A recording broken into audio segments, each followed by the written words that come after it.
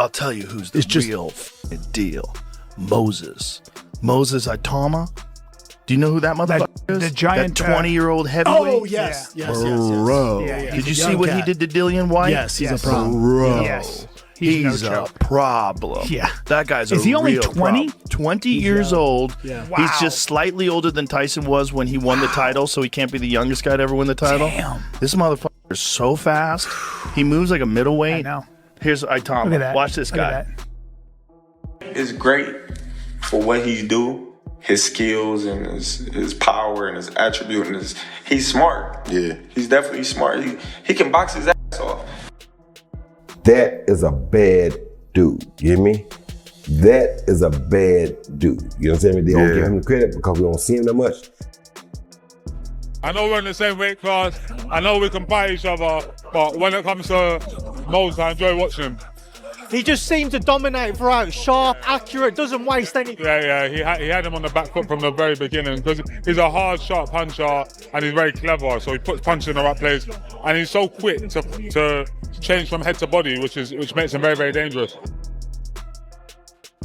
In the harsh and relentless arena of heavyweight boxing, only something exceptional can force experienced champions to pay attention. And that's precisely what emerging contender Moses Itauma has managed to accomplish. Itauma. Look at that. Watch this Look guy. at that. That's that Samoan or whatever it is. Bro, look at the skill. It's the skill, the movement back and Dylan forth. White's no joke either. Dylan White's no joke. Look at this shit. It'd be nice if you said his name right. It's Dillian, but Dillian, it's all right. Bro, he tuned this guy up. One round, man. I mean, again, White is past his prime. He's also gotten beat up. White's gotten... Yeah, sure. Tyson Fury beat him up. A lot of guys But beat this him is up. the But test still, you want for this young contender. It's the way he did it. He Yes. did it like, I'm a world champion. Mop the floor with him. Yeah, Didn't Deontay Wilder start him as well? I think he's a good kid. I've said in the past that I think he can be a champion, and I do think, just like I said with Jared Anderson, I think Jared and Moses are very, very both good fighters. However, there's a lot of temptation. There's a lot of stuff outside of boxing that makes fighters not achieve what they should have done. And it's the same old story. If I woulda, shoulda, coulda. If I didn't get involved with these people, if I didn't go out and drink, if I didn't get involved with this, that and the other, then I would have if I woulda, shoulda, coulda. That's why I can sit here today and say I always wanted to not be a woulda, shoulda, coulda guy. I am the guy who did everything he could. And they're only starting off a career, so if they can stay on the right path and away from all the idiots, away from the women, away from the drunken nights, away from all the cranks, then I believe both Following of them Moses win Itauma's knockout victory against Jermaine Franklin, Adam Smith didn't hold back in his assessment, calling the ending both destructive and a powerful message to the division. With that performance, Itauma made history as the first fighter to halt Franklin, shocking those watching at ringside and strengthening the belief that the rising heavyweight is quickly evolving into a major threat. I don't think there's been a better Magnificent Seven than tonight. What a night. What a really good show. Even matches, fantastic stories, drama, knockdowns, beautiful boxing. We had everything. I don't know what I'd go out and remember. Obviously, Moses, dynamic, phenomenal, an incredible performance, and we're all sort of wow and excited about him. Indeed. And then with regards to Moses, everyone's giving him the plaudits, which he fully deserves. Did you pick up any weaknesses tonight? Anything that you think, oh, maybe they need to work on that? He got caught and he smiled. It was just in front of us. Yeah, I think that's good. You're going to get wet in boxing at some stage, and he's had everything go his way. Look, I mean, it was a 95% dominant performance, wasn't it? But it was good that Jermaine Franklin threw a few, and he was really brave in there. He could have sat it out after that temple shot in the third round, but the bell just about got there, and he came back a little bit in the fourth. And yeah, I just think Moses kept his composure. I think he wanted to get him out of there in very, very quick fashion, maybe in a round or two. And he got back to the corner and Ben just calmed him down and he got back to the game plan. I thought he worked the body brilliantly.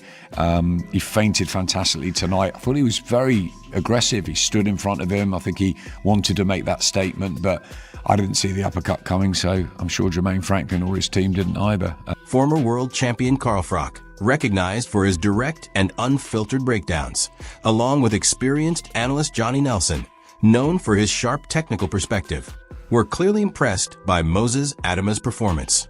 Both pointed to his knockout strength, noting that it carries echoes of the explosive power once seen in a young Mike Tyson.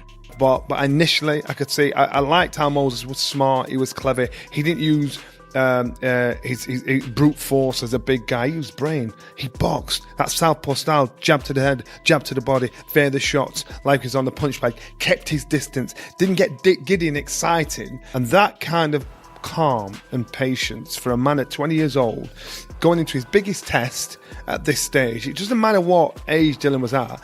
It was a case of how he dealt with the pressure and how he dealt with the pace, how he dealt with the situation. Do you remember when Frank Bruno staggered Mike Tyson and he, oh my God, you get excited and you get drunk on the success?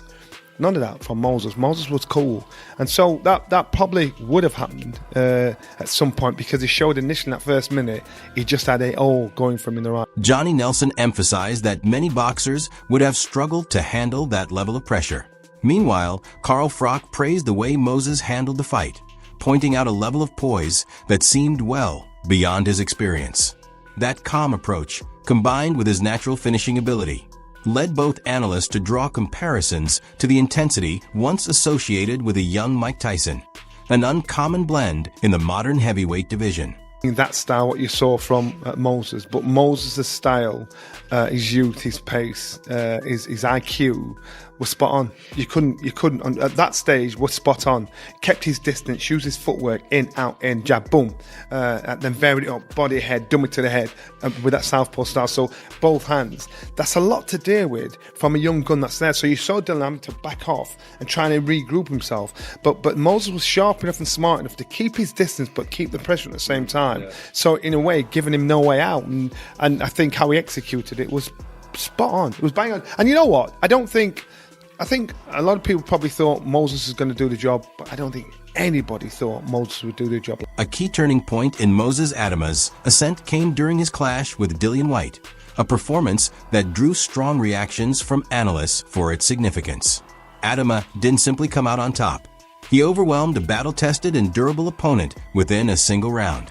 Such a swift outcome is uncommon at that level, immediately capturing attention and marking his emergence as a legitimate threat in the division. Let me ask you this question. Who's ever done that to Dillian Whyte before? The answer's no one, because 10 years ago, when Dillian Whyte had about 1,000 less miles on the clock, AJ had him in all kinds of trouble in the first round, but Dillian survived. He came through and he lasted until the 7th with Anthony Joshua. I think Tyson Fury took 6 to take out Dillian Whyte, and Povetkin did him in 5, but Dillian Whyte did avenge that loss. So it's fair to say that although we've seen Dillian Whyte beaten and knock spark out, this is the quickest we have ever seen it done. And that's why I don't want to take anything away from Moses Itauma and say, it was always going to happen. And yes, many pundits did predict this to happen. But I'm happy to sit here and personally say that I didn't think it was going to happen, not in one round. Observers made it clear that Dillian Whyte entered the bout in solid condition and was far from faded when he stepped in against Moses Itauma. He remained an experienced and dangerous opponent, backed by notable wins and time spent competing at the highest level. Really felt like we were going to get a showing out of the body snatcher, and despite me not feeling like he was going to win the fight, I did think we would see enough from him to show that he still has a little bit more to offer in this heavyweight division. And there is still a question there of whether he does or not, because many of the pundits that you'll see at the moment are saying that Dillian Whyte should retire, but they're not saying the same about Derek Chisora. They're not saying the same about plenty of fighters, and they did say the same about Joseph Parker after Joe Joyce beat him. So I wouldn't be so quick to write him off, but at the pinnacle of the heavyweight division, not anymore for Dillian Whyte, in my opinion. But that doesn't mean that the body snatcher can't still be in fun fights, and hopefully in more fun build-ups, because this one was a little bit dull, and a lot of people were saying that it's because Dillian's scared, he's rocked up, he's not confident. Derek Chisora pointed out that Itauma's youth can be deceptive. According to him, the combination of relentless pressure, calm execution, and strong determination makes him a much bigger threat than people anticipate. Chisora also questioned the fight being made, suggesting that White may not have been fully prepared to face such a risky opponent coming off a period of inactivity. Compare Moses to Mike Tyson, do you understand? Because No, you can't. You actually can't. So do you think it's a bit unfair that he... I mean, like everybody's trying to say he's like, Mike Tyson's a lie. There's only one Mike Tyson. I don't know why we're trying to put his name again with Mike Tyson. No. He's Moses. He's Moses. Mike Tyson smokes weed. Mike Tyson is a vicious guy. Moses is not that guy. Mike Tyson didn't have his dad around. Moses got his dad, his mum, his brothers. No, you cannot compare that. Even in the ring, it's different. Listen, guys didn't want to spar Mike Tyson. Yeah. Guys didn't want to fight Mike Tyson. You understand? Let me explain that to you, understand? People used to get to the stadiums before they opened to see Mike Tyson. Yeah. Mike Tyson was different. I think what Moses was comparing himself being to win it at 20 years of age. I don't care. There's only one Mike Tyson. You gotta compare. Is that right? I don't care. I'm with Derek on this. I'm certainly not going to argue. Moses is Moses. Yeah. He's got his own path. So we cannot compare Moses to Mike Tyson. We shouldn't. Never. Yeah. We could never do that. Yeah. There's always been one Muhammad Ali. Everybody's tried it. And they cannot do it. Yes. Yeah. 100%. Do you understand? So people cannot say, oh, that man. No. There's only one Mike Tyson. There's only one Muhammad Ali. That's it. And there only will ever be one Mike Tyson and one. Joseph Parker's trainer has also recognized Moses Itauma's emergence, describing him as a key figure for the sport's future. He added that a potential bout between Parker and Itauma would carry real significance, particularly for Itauma's development. Such a contest could serve as a stepping stone toward a world title opportunity. Moses Itauma is as good as we all think he is. He wins the fight, and he wins it in fashion. Yeah, Moses Itauma, it's almost like they're picking opponents for him already. One of the opponents that has been at least earmarked for Moses this year maybe is Joseph Parker. Let's hear from Joseph Parker's manager and trainer, Andy Lee. This is what he had to say about a potential Joseph Parker versus Moses Itauma showdown. For me, Moses is the future of the heavyweight division. For Moses, it's a risky fight. For Joe, it's a risky fight because there's no upside to beat Moses for Joe. There is. He's building his name. He's significant heavyweight now, Moses, but he's an up and coming guy, and Joe's already at the top. Moses Itauma versus Joseph Parker. Of course, I think Joseph Parker is the interim champion. Moses is number one. That title becomes vacant. That's how that fight happens. Yeah. That title, Alexander Usyk decides he doesn't want to go in against Joseph Parker because that's the next fight that's been ordered, mandated by the WBO. He relinquishes that title. Then it's a must-happen fight because it's a case of Moses Itauma getting the opportunity against Joseph Parker with the world title on the line. So you think that's enough temptation for me to go right now, because there's a lot of people talking about don't go too soon and all that, but when you get those sort of opportunities, maybe that is the right fight. I mean, I don't know where you're at on that, Simon, but I think... He's ready for a Joseph Parker? I mean, yeah, if he's number one in the division, the validity of that fight for both fighters sits up on the fact that if the belt's stripped away from Alexander Usyk, which we think it will because he'll vacate and not take the fight against Joe Parker. Well before stepping into the professional ranks, Moses Itauma had already built an impressive base. During his amateur career, he remained undefeated with 24 victories, including 11 by stoppage, and collected gold medals across school, junior, youth European, and world competitions. Clear indicators of his advanced ability at an early stage. Even at just 18, those watching closely pointed out his refined movement, defensive awareness, and sharp combinations, all of which reflected years of structured training and time in the ring. That experience helped shape him into a calm and methodical fighter, allowing him to transition into the professional level earlier than most. The commitment he showed early on continues to pay off, as his quick progression now appears seamless, with performances marked by the confidence and accuracy typically seen in far more seasoned boxers. Was how many amateur fights he'd had. For someone who looked so polished, I was turning pro so young. Bear in mind, he'd only just turned 18 at the time. Right, this is 2 years ago, maybe 3 years ago now. I really wanted to know how many amateur fights he had to look as polished as he did. And in that interview, he told me it was something like 22, 23 amateur fights, which is really it's quite a low amount. It was a bit of a kind of land when he said it. I remember at the time thinking, huh? And then obviously you're interviewing, so you want to try and get the next question. You don't want to be just stopped in your tracks. But it genuinely nearly did stop me in my tracks, given how polished he looked and how good he looked. You know, I was thinking, yikes, that's actually a bit of a strange one for someone to look that polished in such short. Andy Lee, a well-regarded trainer and former professional, provided insight into Moses Itauma's preparation away from the spotlight, recounting his sparring experiences with Joseph Parker. He explained that the young heavyweight shared the ring with a former world champion in intensely competitive sessions. Lee made it clear these weren't routine drills, they were hard-fought exchanges. His perspective carries weight, as moments in sparring often reveal traits that don't always appear on fight night. The fact that Itauma was able to match Parker and even challenge him during those rounds highlights his level of readiness for elite competition. Considering Parker's reputation for toughness and skill, a rising fighter performing at that level so early in his career speaks volumes about Itauma's potential. I was fighting Zhang. Moses came out for a couple of weeks, and yeah, they had some great spars. Great spars.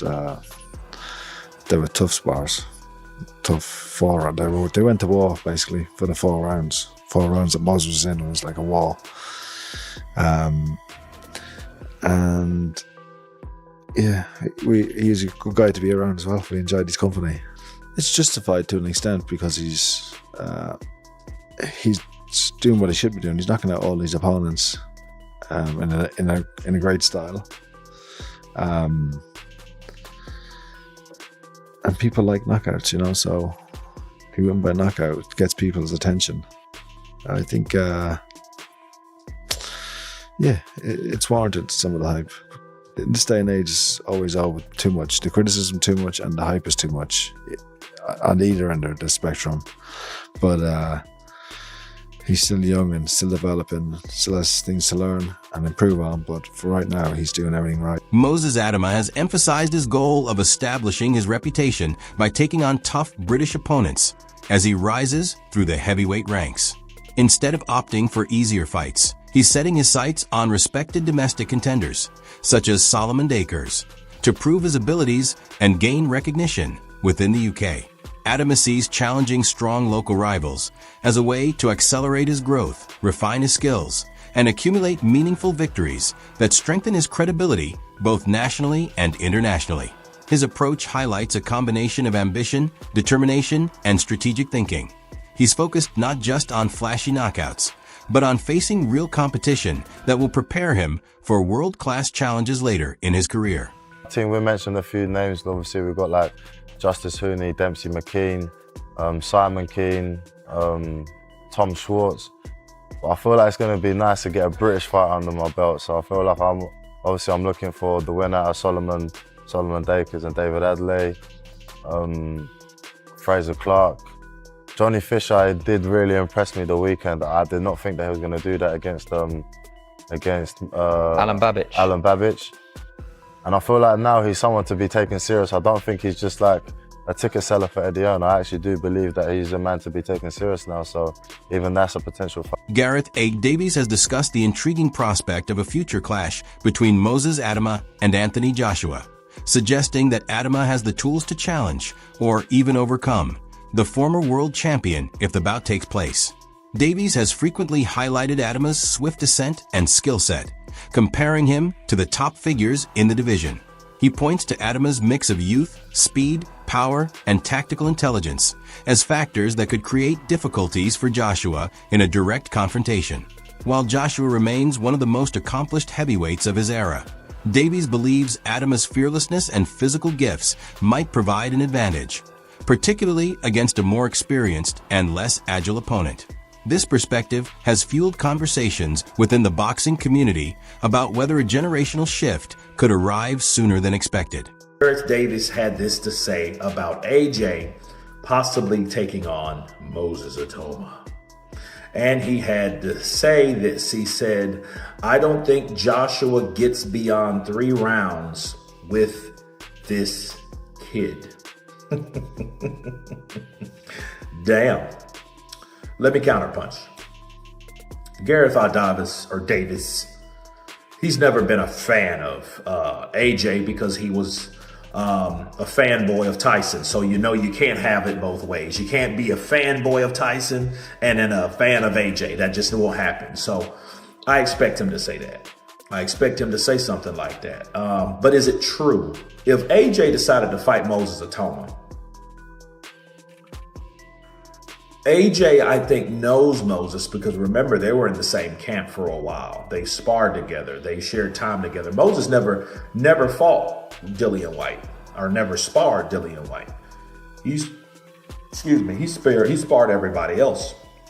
Joshua, Fury, Parker. He sparred a lot of people. Okolie, the list goes on. But I'll say this. I think AJ fighting Moses Itauma, I don't know what would be in it for Moses versus what would be in it for AJ beside a hard-ass night. Veteran boxing analyst Simon Jordan, known for his candid evaluations, along with experienced commentator Adam Catadral, recognized an important but often overlooked factor in Moses Itauma's rise: his age. At only 20, Itauma was managing pressure that many seasoned professionals find overwhelming, entering high-stakes fights with a calm and confident approach that seemed beyond his years. Jordan noted how intelligent Itauma appeared inside the ring. Rather than relying solely on raw power, he used his ring awareness to control the tempo and exploit openings strategically. Catadral emphasized that despite this advanced composure, Itauma is still very young, with plenty of room to grow and refine his craft. This combination of tactical intelligence and youthful physicality points to a long and promising career, one that is likely to evolve as he gains more experience and faces increasingly challenging opponents. Headline event against what we would class as a commercial name. There was a lot of pressure on him last week. I think when me and Simon sat down last week on Simon's Talk Boxing show, I think we were all on the same page that we thought the two would come through and that he would win the fight. It was whether he would do it quick or whether he would do it late. And when you have a fight week like that, lots of the eyes of the world are on you. As a 20-year-old man, we need to keep reminding everybody just how old this young fella is. I thought he dealt with it absolutely fantastically. All week, the interviews that I watched, he looked like he was bang on. He's such a stoic guy, the way that he speaks with such calm and reassuredness. And then to get in there on a Saturday evening and do what he did in the manner that he did it. You're with Adam in that, Simon. He ticked every single box. Well, I think Adam's assessment was absolutely right about the nature of the event.